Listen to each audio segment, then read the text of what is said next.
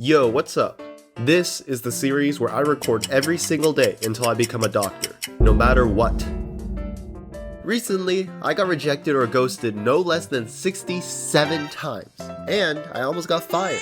Will I successfully become a doctor, or will I fail all my classes and be stuck as a college student forever? This is UE bad. It all started with the first day of December, and honestly, not much happened. I just did some work in my research lab, and because the first semester is ending soon, I was studying for my last exams. I completely demolished my third chem exam the next day. I finished my last chem lab class, and I was feeling a bit sentimental recording. The last day of chem lab for fall 2025. It's a momentous occasion. But then I realized that I'll be stuck here next semester, so I didn't really feel that bad. And we were on a roll, you know? Finished my accounting exam, continued doing some research in my real research lab, went to work as a nursing assistant, but little did I know that the next couple of days were going to be, let's just say, less than ideal. And this entire situation all started in my workplace, where I saw a calendar with a school called Harvard Elementary School. Like seriously, who calls their school Harvard Elementary School? You're just setting up your kids for failure because they're going to go in thinking that they're going to be set up for Harvard University because they went to Harvard Elementary School, but then their dreams are going to be crushed because they realize that they're actually idiots and that they don't know anything and they're never getting to Harvard. They'll get depression, they won't go to college, and then they'll mess around, they won't be able to get a job, and before you know it, they'll be in jail and they'll be starting fights and they're going to be going to like isolated prison. But wait.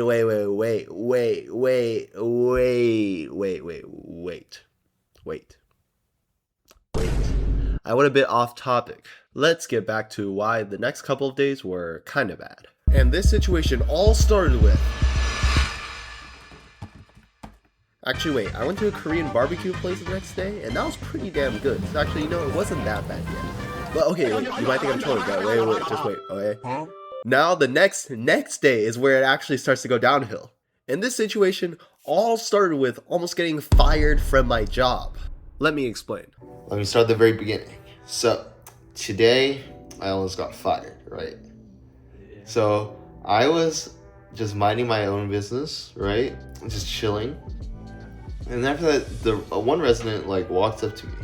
And he has someone on the phone, right? So, he asked me to pick it up, and I answer the phone, and it's his wife on the line, right? She wanted me to bring him to another floor, right? And she said she wanted me to do it immediately.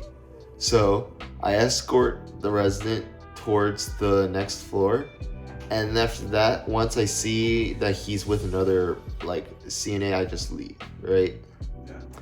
And apparently that's not allowed because I already knew that because these are dementia patients, right? They cannot leave the floor that they are in. So I already know that they aren't allowed to leave, but the wife said so, you know what I mean? So I don't know, but yeah, because I took the resident out of the floor, I escorted him out. Apparently that was a really big deal or something, and the lead care partner, she came down and she was like, "Oh my god, don't do that again! The company automatically fires you if you take a resident out of the floor." Luckily, I didn't end up getting fired, but I did get into quite a bit of trouble though. But the next day, it was foggy. Houston is never foggy. If this isn't a sign of my impending doom, then I don't know what is. And that's not good, because this week is the final boss. Final exam week. Even worse, the food today was terrible. Look at this rice. It's so wet and mushy that Jamie Oliver would be proud. Woo!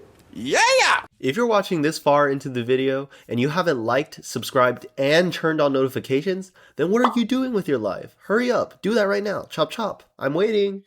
Seriously though, thanks. Luckily though, I am a great multitasker. While I was doing my final exams, I was also rizzing some people up, if you know what I mean. For my doctor career prospects, that is. Do you really think it was going to be about romance when you clicked on this video? Well, sucks for you. I'm scared of girls, so that ain't happening anytime soon. Haha. Unfortunately, Despite my amazingly amazing personality, it didn't go that well. So then I was like, girl, you're 61. I tried rizzing them up through various means, such as like emailing, or I even some cold called some of them, but I was either told no or I was outright ghosted. The only person that actually responded to me positively was trying to scam me out of $2,500. I'm not an 80-year-old grandma, I ain't falling for that crap. How dare they reject me? I, Eric Pan, the greatest doctor that will ever exist. I will remember the names, and when I become a doctor, well, let's just say, They will regret it.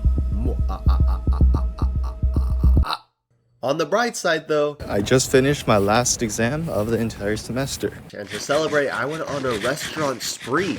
One with my lab members, and also one with my friends. But then, a strike of good fortune suddenly happened. Someone actually responded. And after like a couple of back and forth emails and some procedural processes, I was set to shadow them the next day. I will be shadowing at Texas Children's Hospital with some pediatric cardiovascular anesthesiologists. You know what they do? Well, that's okay if you don't know, because I don't know either. That's why I'm shadowing them. But for parking, they said they required like $18 a day. Hello, broke college student here, that is way too much money. Ain't no way I'm paying $18 to shadow some old geezer. So I went to my best friend, the Metro. And before I knew it, we were in. They made me wear all these uniforms, and after wearing all of it, I looked pretty legit. Unfortunately, I realized that it actually takes more than clothes to fit in within a healthcare surgical team. I only shadowed there for around 2 hours that day, but everything was really complicated and also seemed very intimidating. And also, the people are really nice, but you know, it's a bit weird being the dumbest person in the room, you know, because usually I'm the smartest, because I'm stuck with idiots as roommates. But yeah, so far so good, and I think I'm going to learn a lot with this experience. This is a bit embarrassing, but I'm kind of lost, so. But then I had to go back to research lab. Yo, what's up? After work on Sunday, I played with Cece, my dog. Isn't she the cutest dog in the whole world? And also, my high school friends are back from their colleges because it's winter break now, and so we went to another restaurant to hang out. I don't know why we always go to restaurants to hang out, but I ain't complaining because I ain't paying. Haha. Back to shadowing. Unfortunately, I can't record anything within the surgical room, obviously, because it'll be an invasion of privacy and you might get into legal trouble because of that. And I don't have time to be going to jail, man. I need to become a doctor. However, I realized that the best part of shadowing isn't actually shadowing itself, but the free food you get from it. This workplace actually gave you like free food, and the food was pretty fire, not gonna lie. Better than the rice I had a couple of days ago at least. I couldn't get enough rejections though, because I decided that I was going to apply to some research summer programs I'll be applying to, because I really want to get out of Texas, and this is a way to both be productive and to also just like, yeah, go have some fun. But I'll tell you more about that in a future video. The next few days, I kept shadowing, I went to the zoo, saw some cool lights, and before I knew it, my shadowing experience was over. But overall, what do I really think of shadowing, and also what do I think of anesthesiology? Well, I'm going to be completely honest here with my limited experience. So I guess I'm just going to share a couple of my thoughts about anesthesiology. So when I was in the OR, you could shadow, I was with the anesthesiologist, right? But at the same time, you could also look over at the surgeons. And to be honest, based on what I see, it seems that surgeons have it way harder than anesthesiologists. Like in the surgery, the anesthesiologist is the one who gets the patient, and then they also sedate the patient. And during the beginning of the surgery, it's all the anesthesiologist. But once the patient's sedated and all of the tubes are in place and the central line is placed and all that stuff, then the surgeon gets to work. And once the surgeon gets to work, although the anesthesiologist obviously has to monitor a bunch of stuff, they can just like chill. Like, for the anesthesiologist I was shadowing, so one of them was on a World Cup game and they were also playing Pokemon TCG Pocket. Pokemon TCG Pocket is a pretty good game though, so I don't blame them. And then during this entire time, the surgeon is just standing there and like doing the surgery. So, and then once the surgery ends, then it's the anesthesiologist's job to wake them up and then transfer them to the, I guess, where they're to post-op, to their post-op room. So it's like the anesthesiologist is in charge of the beginning and end, and then in the middle, it's the surgeon. And really, the bulk of the work seems to be with the surgeon. And not only that, they're also standing up the entire time. So they're standing up for like 5, 6 hours, 6, 7. While the anesthesiologist can like just sit down and chill. So yeah. Honestly, I don't know how surgeons stand up for that long. My body was aching after like 3 hours of standing up. So I don't know.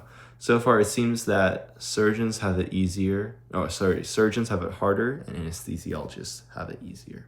But hey, maybe I'm wrong. I didn't really do anything for New Year's. I just chilled in my room. But yeah, I did stay awake until midnight at least. I do that most days now, so nothing special.